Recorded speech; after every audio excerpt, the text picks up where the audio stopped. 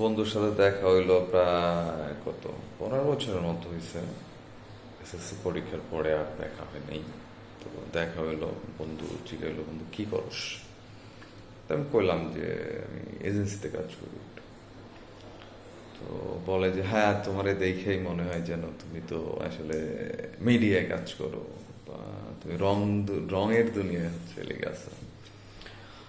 তো বিষয়টা আমার কাছে খুব ভালোই লাগছে, হাস্যকর। তো ওরে আমি আসলে অ্যান্সার দেই নাই, কারণ ওরে এই অ্যান্সার দিয়ে আমার কোনো লাভ নাই।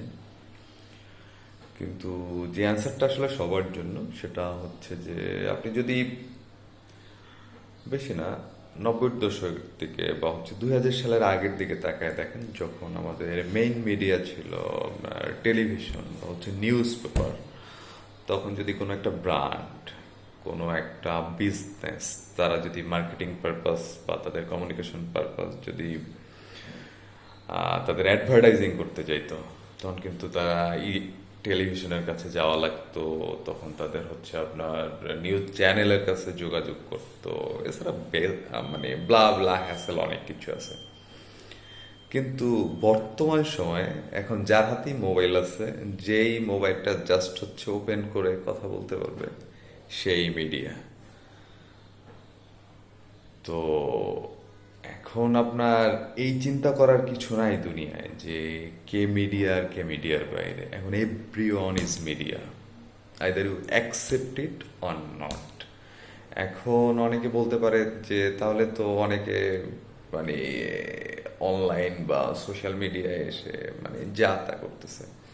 তো এখন কথা হচ্ছে ওই লিগে সেম অ্যান্সারে যায়, সেটা আপনার মিডিয়া যদি আপনার হয় বা আপনার ফোনটা, তাহলে চিন্তা করতে হবে যে আপনার ফোনটা একটা চ্যানেল।